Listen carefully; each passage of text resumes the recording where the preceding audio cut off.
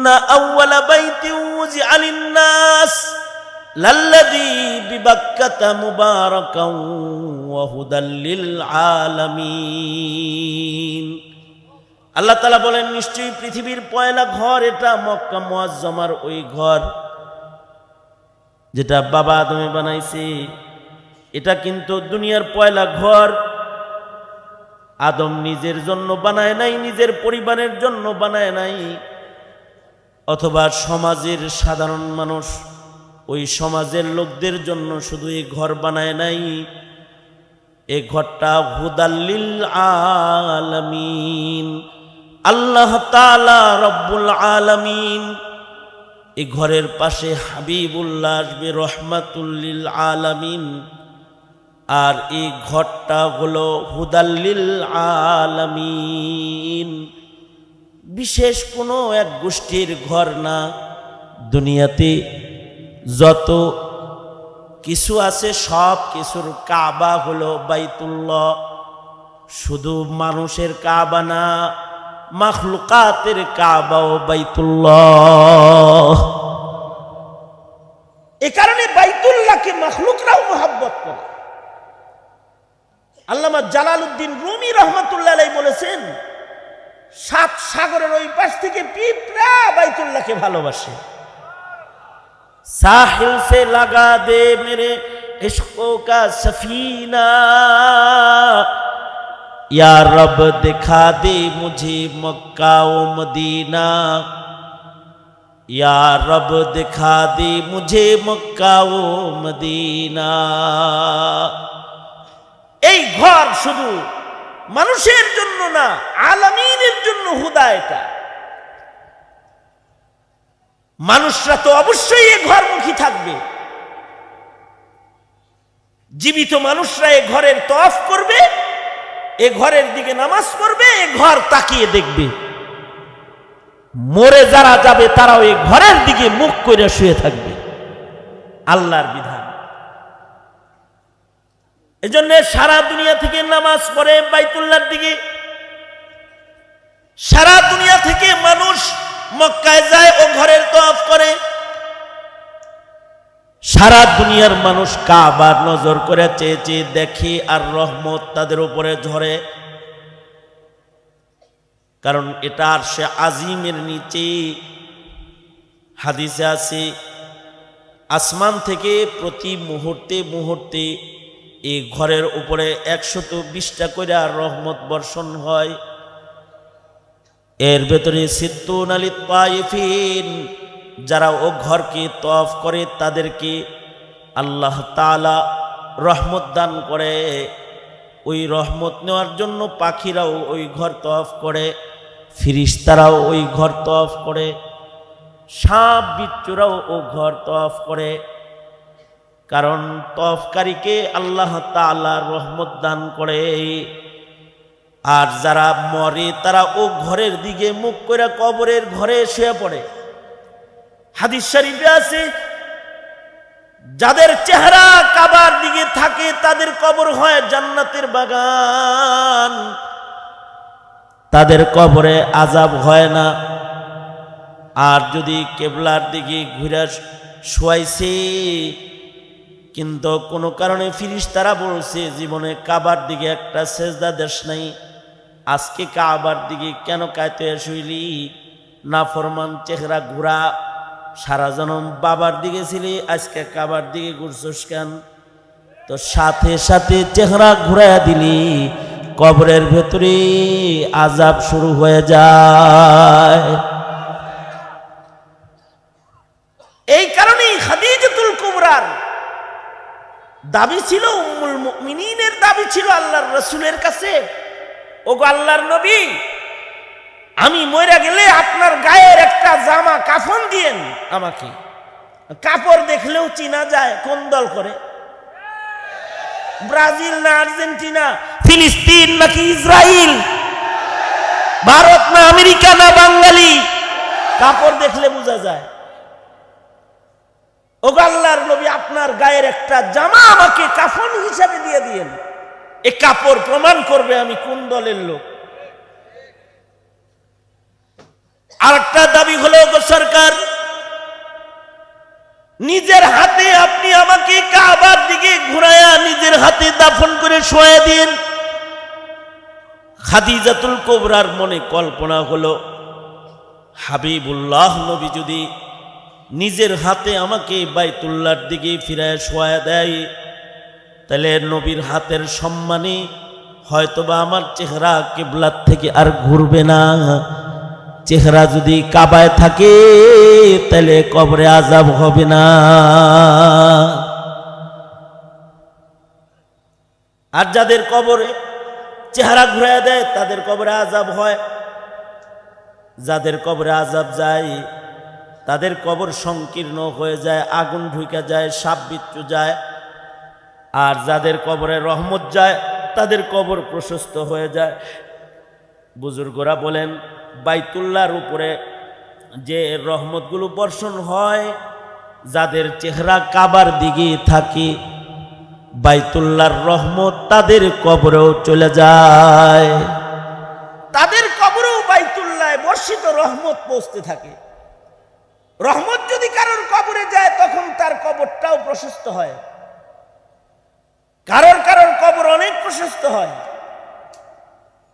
আবার কারোর কারোর কবরে সংকীর্ণ জায়গা হয়, দুই পাশের কবরের মাটি চাপ দেয়, আগুন ধরে যায়।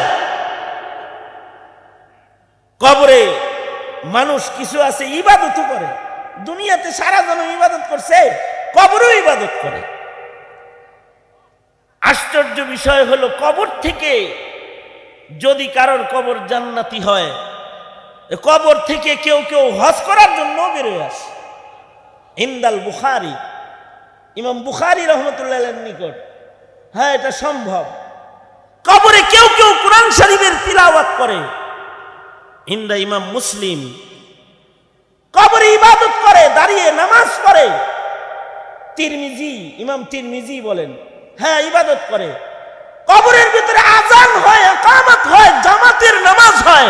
ইন্দা দারিমি, কবর যদি কারোর ভালো হয় তাহলে কবরের ভিতরে ইবাদত বন্দেগী সব হয়, কবর প্রশস্ত হয়, কবর থেকে জান্নাত বরাবর খিড়কি খুলে দেয়া।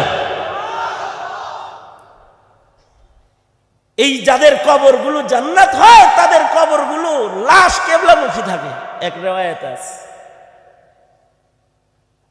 কারণ এটা হুদাল লিল আলামিন, মাইয়িতের জন্য এটা হুদা, হাই যারা জীবিত তাদের জন্য হুদা। যারা জীবিত তারা 5 বেলা ও ঘরের দিকে দাঁড়ায় নামাজ পড়বে, ওটা ইবাদতের ঘর। ওই ঘরের দিকে যারা দাঁড়ায় নামাজ পড়বে তারা আবেদ হিসেবে স্বীকৃতি পাবে। ইচ্ছা করে কেউ যদি ও ঘরের দিকে ফিরা না দাঁড়ায় তাহলে ইমানদারের দপ্তর থেকে নাম কেটে যায়। যদি কেউ ইচ্ছা করে কাবা ঘরের দিকে ফিরার নামাজ না পড়ে, কোন ইমাম বলেন এক ওয়াক্ত নামাজ যদি ইচ্ছা করে কেউ না পড়ে, কাবামুখী যদি কেউ না হয়, সে জিন্দিক হয়ে যায়, সে কাফের হয়ে যায়। ইমামে আহমদ বিন হাম্বল রহমতুল্লাহি আলাইহি বলেন, যে ইচ্ছা করে নামাজ ছাড়ে সে ওয়াজিবুল কতল হয়ে যায়, তার সাজা হলো মৃত্যুদণ্ড। কোন ইমামে আজম আবু হানিফা রহমতুল্লাহ আলাইহি বলেন, যারা কাবামুখী হয় না, নামাজ পড়ে না, এগুলোরে বাইরে রাখা যাবে না, জায়েজ নাই। যারা নামাজ পড়ে না এগুলো সবগুলারে জেলখানায় ঢুকায় রাখো। যারা কাবামুখী হয় না তাকর থাকার জায়গা মাজার না, তাকর থাকার জায়গা ঘর বাড়ি বিল্ডিং আর এসি রুম না। যারা কাবামুখী হয় না, নামাজ যারা পড়ে না, নির্ধারিত সময়ে যারা নামাজ পড়ে না, ওদের থাকার জায়গা, ইমামে আজম আবু হানিফা বলে, ওদের থাকার জায়গা হলো জেলখানা। ইচ্ছা করে নামাজ যে পড়ে না ওরে জেলে নিয়ে রাখো। মুসলমান দেশের সরকার উল্টা বুঝছে, চোর বাটপার সব এসি করে থাকে আর মৌলবী জেলখানায় বন্দী থাকে। যে কাবার দিকে আযান করে, কাবার দিকে ফিরে নামাজের ইমামতি করে।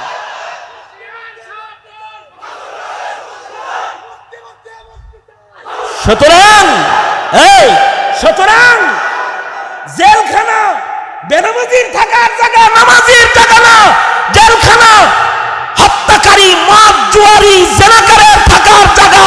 শাইখুল হাদিস, আলেম উলামা জেলখানায় থাকার জায়গাটা তাদের জায়গা না। মুক্তি মুক্তি মুক্তি চাই। সুতরাং মুহতারাম হাজিরিন, কাবামুখী হও, কাবামুখী হও। সারা দুনিয়ার সব মানুষ কাবার দিকে থাকবে, বাবার দিকে। ইন্না আউওয়ালা বাইতি উযিআ লিন-নাস, ইন্না আউওয়ালা বাইতি উযিআ লিন-নাস লাল্লাযী বিবাক্কাতা মুবারাকা, ইন্না আউওয়ালা বাইতি উযিআ লিন-নাস লাল্লাযী বিবাক্কাতা মুবারাকাও ওয়া হুদাল লিল আলামিন। কাবা হুদাল লিল আলামিন, আলামিনের সবাই কাবামুখী থাকবে। আমেরিকামুখী থাকার দরকার নাই, ইন্ডিয়ামুখী থাকার দরকার নাই, আল্লাহমুখী থাকতে হইব। মার্কাটা কি? মার্কাটা কি? কাবা। মার্কাটা কি? কাবা। ফাওয়াল্লি ওয়াজহাকা শাতরাল মসজিদিল হারাম, মসজিদে হারামের দিকে যারা থাকবে, কাবার দিকে, কাবা মার্কা যারা বানাবে, তারা আল্লাহর দলের লোক হিসেবে গণিত হবে। আল্লাহু আকবার কাবীরা। এই কারণে আল্লাহর রাসূল বলেন, যদি কাউকে দেখো মসজিদে যায়, কাবার অংশে যায়, তার মানে হলো বানাল কাবা আল মালাইকা সুম্মা আদম সুম্মা শীশ সুম্মা নূহ সুম্মা ইব্রাহিম।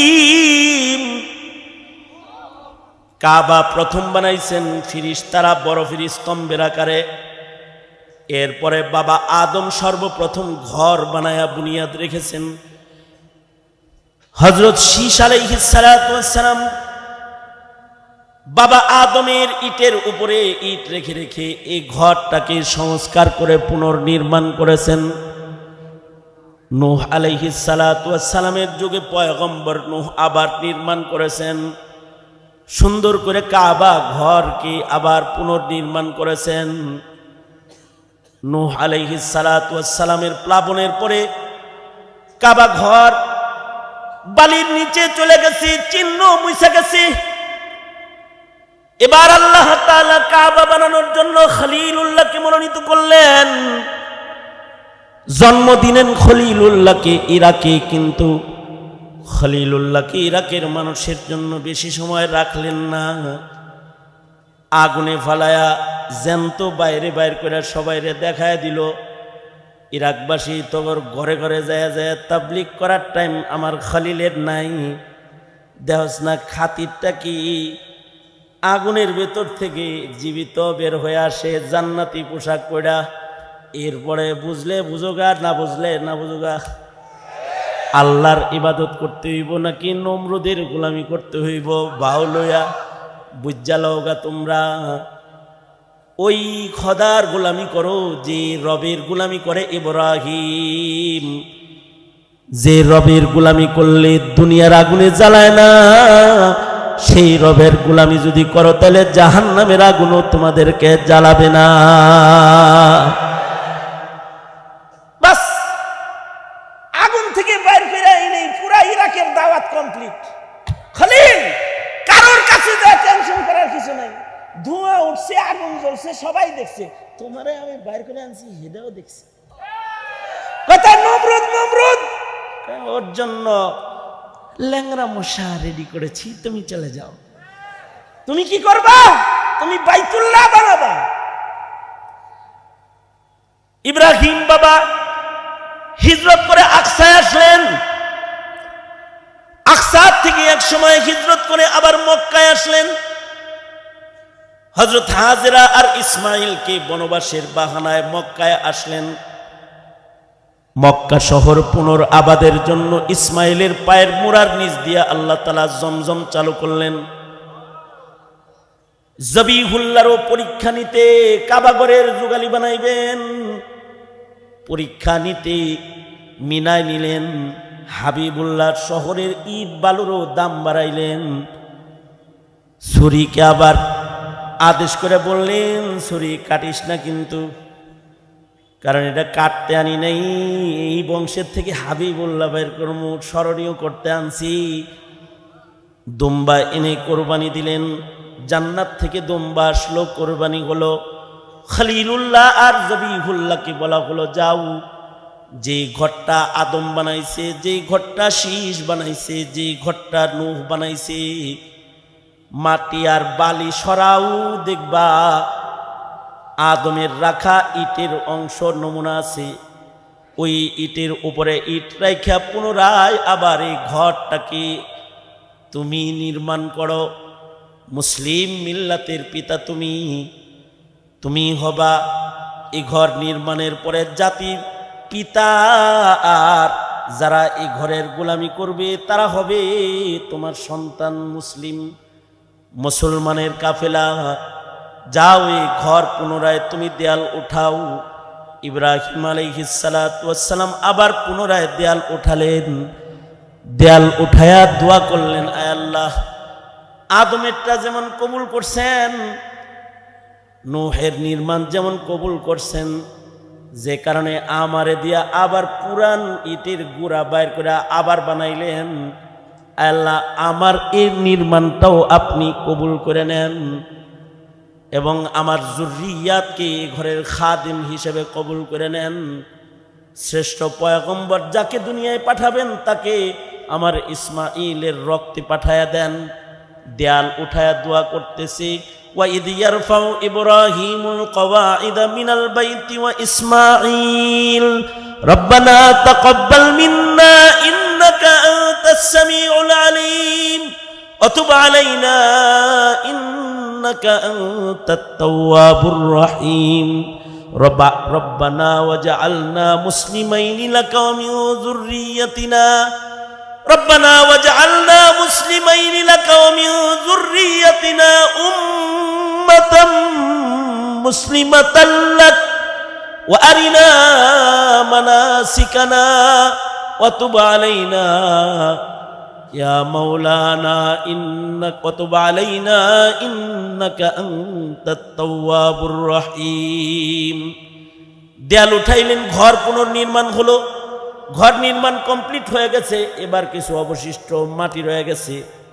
ইব্রাহিম, তুমি পিতা হিসাবে তোমাকে মসজিদ নির্মাতা বানিয়েছি, তোমার সন্তানদেরকেও মসজিদ নির্মাতা বানাবো।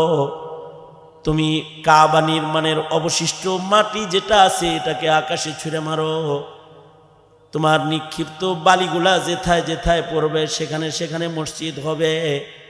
এই উম্মতের শান, তোমার সন্তানদের শান, তোমার সন্তানরাও মসজিদ নির্মাতা হবে, তোমার সন্তানরাও পৃথিবীতে বাইতুল্লাহ নির্মাতা হবে, সারা দুনিয়াতে বাইতুল্লাহর হিস্সা নির্মাণ হবে, অংশ মসজিদ নির্মাণ হবে। আল্লাহর রসুল বলেন, যারাই মসজিদ নির্মাণ করবে, ছোট মসজিদ বানাক আর বড় মসজিদ বানাক, আল্লাহ তাআলা তাদেরকে জান্নাতের ভেতরে বাড়ি দান করবে। মান বানা লিল্লাহি মসজিদান বানাল্লাহু লাহু বাইতান ফিল জান্নাহ। এই উম্মতের শান হলো উম্মত মসজিদ নির্মাতা, কারণ এই উম্মতের পিতা মসজিদ বানাইলো। আশ্চর্য ঘটনা হলো, ইসমাইল জন্মের 13 বছর পরে ফিলিস্তিনে অবস্থানরত সারা বিবির পেটেও বাচ্চা আসলো, সন্তান জন্মগ্রহণ করলো, পুত্র সন্তান ইসহাক নামকরণ হলো। সারা বলে, ইসমাইল রে তো দিলেন চমকায়া, কাবার ইমাম বানায়া দিলেন, জমজম আছে, শহর সজ্জিত হলো, ইসহাকের শহরটা কবুল করাইবেন না? এখানে বরকতের দরকার না? তাহলে আপনি খলিলুল্লাহ রব রে কোন আর একটা মসজিদ বানাইয়া দিতে এনে, তাই আপনি আর একটা মসজিদ বানান। 40 বছর পরে বাবা ইব্রাহিম খলিল নতুন কাবার আবার নির্মাণ কাজ ধরলেন, মসজিদুল আকসা, এটা আল্লাহর খলিল নির্মাণ করলেন। ওইদিকে কাবা, ইসমাইল আলাইহিস সালাতু ওয়াস সালাম ইমাম, এইদিকে আকসা, হযরত ইসহাক আলাইহিস সালাতু ওয়াস সালাম ইমাম। উভয় কাবার নির্মাতা ইব্রাহিম খলিল, ওইদিকে কাবা সকল পয়গম্বরদের কিবলা, এইদিকে আকসা বনি ইসরাইলের 10,000 পয়গম্বরের কিবলা।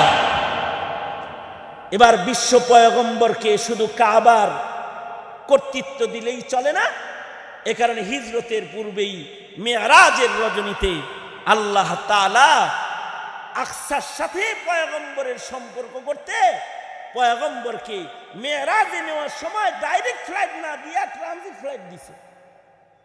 সোজা যাওয়ার দরকার নাই, ঘুরে যাও।